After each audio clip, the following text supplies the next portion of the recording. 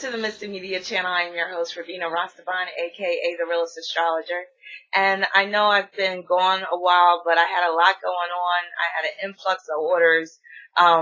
So just please forgive me. I actually had family visiting last week, but now I'm getting back into the swing of things. And I just wanted to get the pre-reading for the month of July out. So here it is. So this question is from a gentleman. He is born on October 12th, 1995. His name is Gary. And Gary asks, I just want to know why my love life is out of whack. So when I pulled your chart, Gary, I could immediately see the reason why you feel that your love life is out of whack. And this deals with your South Node being in Aries. So I always talk about the lunar nodes in astrology, the North Node and the South Node. So the South Node deals with past life tendencies that you have brought over into this current lifetime that needs to be reduced in order for you to evolve spiritually. So with your South Node being in Aries, you were very independent, you were very self-absorbed, and you really didn't have a need for relationships in past lifetimes. You were very much about males and that whole camaraderie with males, and you really basically shunned the idea of connecting with females and being in a traditional relationship. Basically, there was no need for that in past lifetimes. So in this lifetime, you carried over a lot of that past life baggage through the South Node in Aries. So relationships are going to be very challenging in this lifetime for you.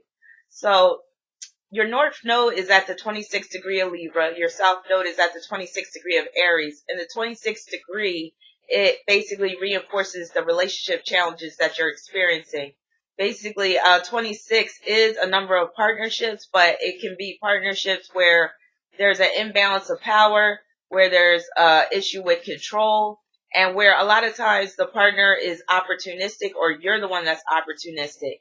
Now, with that North Node in Libra, you are supposed to be in relationships in this lifetime, but because that North Node is in square to Uranus and Capricorn, it's going to be very easy to be in short-lived, temporary relationships. So it's easy to enter into a relationship, but it's also just as easy for breakups and separations to occur. And this includes marriage as well.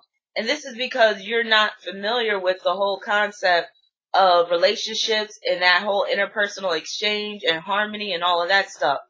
That square to your nodes, the square from Uranus, Neptune's also squaring your nodes as well, points to a lack of stability. It points to uncertainty, and basically where your partner can be very willful.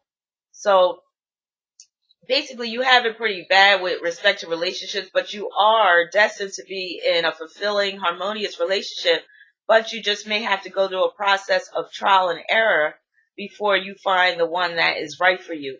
Also, your Juno is in Sagittarius. It's in your 7th house at the 27th degree of Sagittarius. So that points to issues as well, because Juno is a relationship asteroid that can point to some of the main challenges in your relationships. So one of your main challenges could be distance. So, but it actually could be advantageous for you to enter into a long distance relationship first, so that you can take time to really study this person, really find out what they're about, and determine if this person is right for you. So, that Juno and Sagittarius can also deal with attracting partners who are very freedom loving. They want freedom at all costs, and they want to have their cake and eat it too. They can be rather greedy. And then you got a stellium in Scorpio. That could point to, including Venus and Mars, and that could point to getting in relationships where there is a severe power struggle, where there's a high chance of infidelity, and where there's issues with trust, and there's possible manipulation going on. You got a stellium in Libra in your 5th house. That actually is beneficial to you because it does make it rather easy to connect with people. And as long as you are staying socially active and engaging in recreational activities, it will be rather easy for you to meet new people, to meet new potential mates. But again, you have to be very discriminating when it comes to the people that you come across, because you're going to be meeting a lot of South Node Aries types of people where they're going to be very self-absorbed, very selfish, and basically where it's going to be kind of like wham bam, thank you ma'am. You know, I'm with you for a short period of time. I got what I need to get out of the relationship and now I'm going.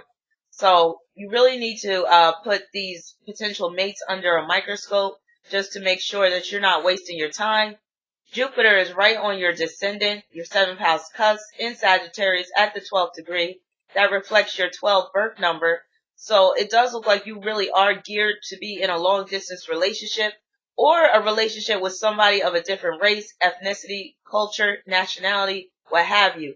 So you definitely need to think outside the box when it comes to relationships. So a traditional relationship may not be exactly for you, but I still see you being able to be in a harmonious relationship. So it could start off as being long distance until the two of you have built some years, put some years into the game, and where you feel like you can really trust this person.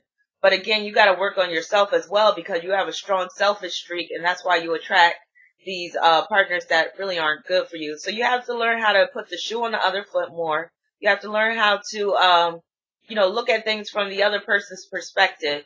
Because if you continue to live through that South Node in Aries, you'll never find that relationship that is meant for you.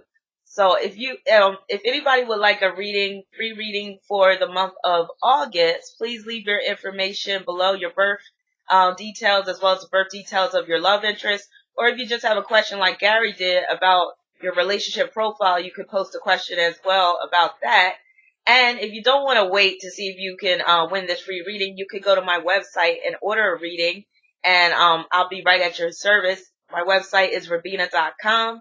And also stay tuned for some more videos. I'm going to resume the Dark Side of Zodiac series. I have 2 more signs left, Aquarius and Pisces, so stay tuned for that. And also, now that I'm getting back into the swing of things, after the dust has settled, just look forward to more videos from me. And if you have a love for astrology and you haven't joined my Real Talk Astrology group yet, please feel free to join. I'm going to leave the link in the description section.